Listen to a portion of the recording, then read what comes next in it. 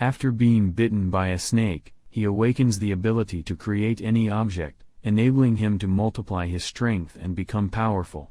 Kan-Aim receives an invitation from his friend Hamada to try a free-to-play mobile game called Darwin's Game. He gets immediately interested, thinking his friend is simply skipping classes to play it, and checks it out. When his friend Kyuta sees the login screen, he tries to stop him, but Kan-Aim accepts the invitation and starts the game. Suddenly, a creepy snake leaps out of the screen and bites his neck. Kane wakes up confused in the school's hospital room. He thinks the snake was a product of his imagination and goes home to get some rest. Kyuta tells him to never open the game again, but Kan-Aim is still curious. The game couldn't be that bad after all, his friend invited him. He opens it again while riding the empty train and accepts a challenge request from Bandicon, a guy wearing a panda costume, the same guy who mysteriously appeared sitting in front of him on the empty train. Bandicon pulls out a knife and lunges at him. Kane manages to protect himself and runs for help through the entire city. He runs to the police station and asks for help, but Panda doesn't want bamboo, he wants blood, and slits the officer's throat. Kan-Aim sees his life pass through his eyes in slow motion just as Bandicon is preparing to stab him, but Kyuta appears and shoots an arrow at the bloodthirsty panda. But he gets injured while saving his friend. With all their effort, the two manage to escape and hide in the car parking lot. Kane now realizes that he has stepped into a cruel survival game where he must put his life at risk without a way to escape. Coyote reveals to Kan-Aim that Bandicon can make himself invisible using his sigil, an ability each player of Darwin's Game is granted and can use instinctively. Kan-Aim soon realizes there is no point in hiding as his opponent can track each other's location with the app. He decides to lure the panda and leave the injured Kyuta behind. Kane ambushes Bandicon and punches him in the face, but doesn't know what to do when Bandicon becomes invisible. He sees the knife being picked up, but it then also becomes invisible. Kan-Aim is lost, he cannot see the one who's after his life when suddenly a car randomly rams into the invisible Bandicon and Kane wins the battle, getting promoted to rank D. Bandicon's body vanishes cube by cube, leaving only a pixelated outline on the floor. Connie immediately recognizes it. People have been talking about it lately, assuming it's some street art, but Kan-Aim now knows the truth behind it, as the remains of people who lost their precious lives in the game. After the battle, Kan-Aim goes to save Kyuta but only finds a pixelated outline. He reads a text he received from Kyuta 5 seconds ago, telling him to survive.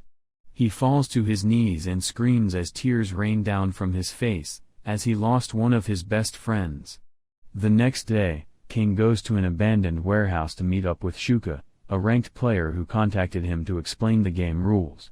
She wants to team up with someone and asks Kan-Aim to reveal his sigil, but Kan-Aim doesn't know his sigil. The app is supposed to mention it, but there's an error. Shuka deems him untrustworthy and challenges him to fight. Kan-Aim uses a flashlight to blind Shuka and run, but Shuka blocks all his escape routes and attacks with her sigil, a spiky long chain that she can control and a snake-like motion to pierce the enemies. Kan-Aim sprints for his life and desperately dodges all of Shuka's relentless attacks. When he was on the verge of giving up and pitying himself, he starts to think that if he had a gun, he could fight back. Miraculously, his wish becomes true, and a gun appears in his hand. His sigil allows him to create anything he has touched before. With newfound courage, Kane uses all his force to jump at Shuka and points his gun at her, forcing her to forfeit the game. Impressed by his power, Shuka is forced to surrender. Kan-Aim sighs in relief and passes out. The next day, after waking up, Kan-Aim agrees to become Shuka's teammate. The two decide to form a clan with her so they can fight and protect each other, but first, he needs to reach rank B. Shuka explains several rules to him and also tells him the points he earns in the game are directly transferred to his bank account as money. But he thinks that money can never buy life, as killing people for money is against his morals. Later, Kan-Aim and Shuka head to Shibuya as the few players selected to participate in Darwin's Game's first treasure hunt event. Before the event starts, Shuka gives him a tour of the city and warns him from revealing the details of the game to any outsider, otherwise, he will be deleted. While they were shopping, Yukai, a member of the clan Danju boxing club, snatches Kan Aim's phone and lures him into a small alley. Yukai wants to test his strength because he found out that Kan Aim defeated not only Bandakan but also Shuka. They engage in battle and exchange a few blows, but Shuka comes to his aid and forces Yukai to surrender. Suddenly, the treasure hunt begins, and everyone is teleported to different locations. Kan Aim finds himself in a hotel room with a life or death challenge. Every player needs to collect at least 3 rings within 24 hours to survive. However, there are a total of 3,100 players in the event competing for the same 300 rings. With his phone, he finds his first ring in his hotel room. However, panic strikes when he steps outside and sees countless pixelated outlines everywhere. In fear, Kan Aim dashes for the elevator but encounters Ryuji, a player exiting it while shooting at him with a machine gun. Kan Aim tries to escape, but all exits are blocked by large, thick plants. Kan Aim admits his defeat and hands over his ring to Ryuji, who decides to spare his life and leaves through the elevator. Kan Aim becomes frustrated at his loss and realizes that without killing, he can't survive in the game. He decides to use the elevator to leave, but Rain, a famous player of Darwin's game, interrupts their fight and uses her deadly killing intent to abduct Kan Aim.